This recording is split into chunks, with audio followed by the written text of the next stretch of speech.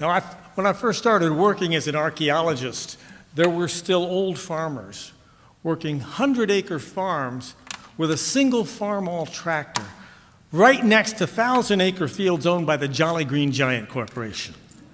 And I was always struck by that dichotomy and the sheer nerve of those old-timers that just wouldn't quit. And you still see that attitude here in rural Illinois to this very day. Now, over the years, I have driven countless late-night drives returning from shows all over the Midwest. And if you're out on the road late at night in the springtime during planting season, or in the fall during harvest, you'll see lights out in those fields all night long as they're either planting or harvesting the crops, and doing it when the conditions are right until the work is done. And that can make for long, hard, dangerous work. And it proved to be a deadly combination not too many years ago when a tractor rollover killed a farmer. Now, sadly, that's not that uncommon. But the way the community responded, now that was something special. And when I heard how folks got together and helped this family in their hour of need, well, I knew I would have to write something about it. This is the final harvest. 2, 3, 4.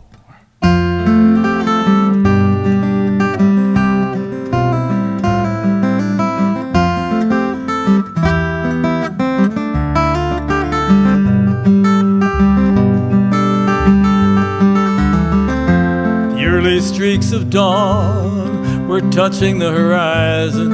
My eyes were playing tricks out on the road.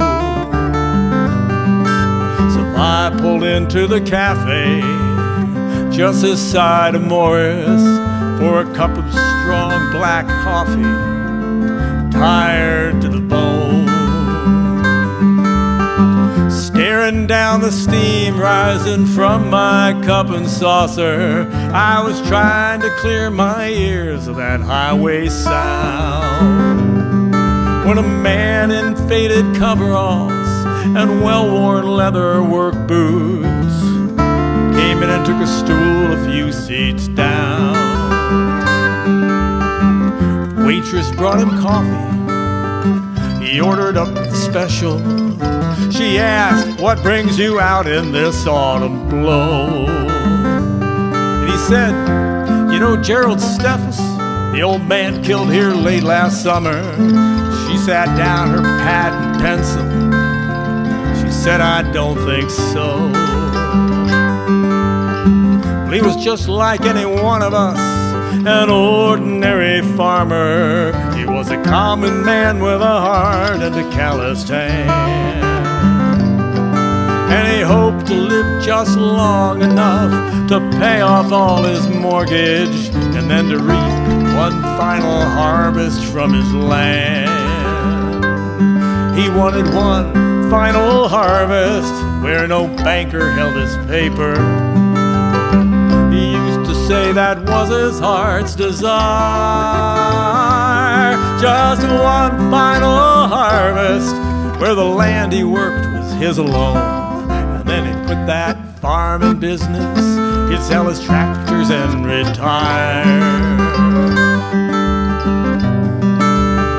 And he said, you know, he nearly made it, stirring sugar in his coffee. Just 5 more years till he was free and clear.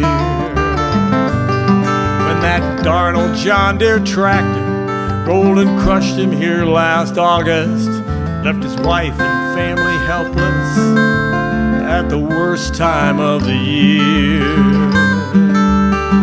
Well, a few of us are meeting just to help him bring the crops in. You know, he did the same for all of us before.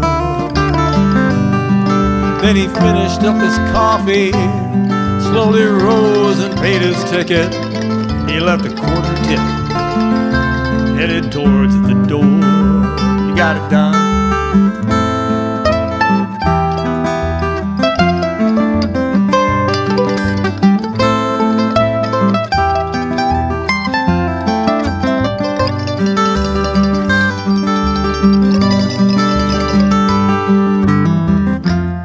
sun was up and shining as I pulled back on that highway. I slipped it into gear and headed west. But as I topped the hill, a couple miles past the diner, I saw a sight below me that took away my breath. Gleaming in the morning light in rolling fields of amber, rumbled more than 30 combines in a row.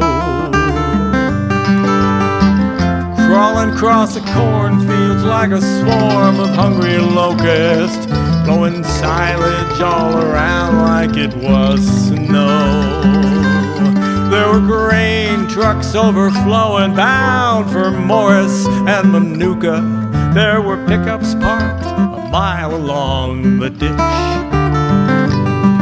As I stared there at that eerie sight, you know, it seemed a fitting tribute to an ordinary man and a simple wish.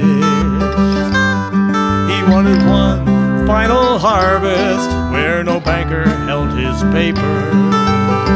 He used to say that was his heart's desire.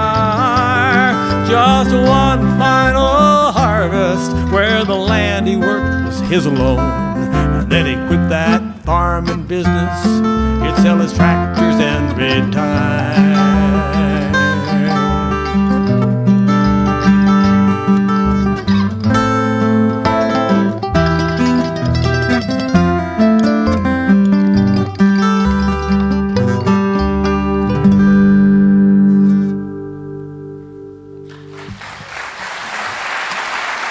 Thank you very much.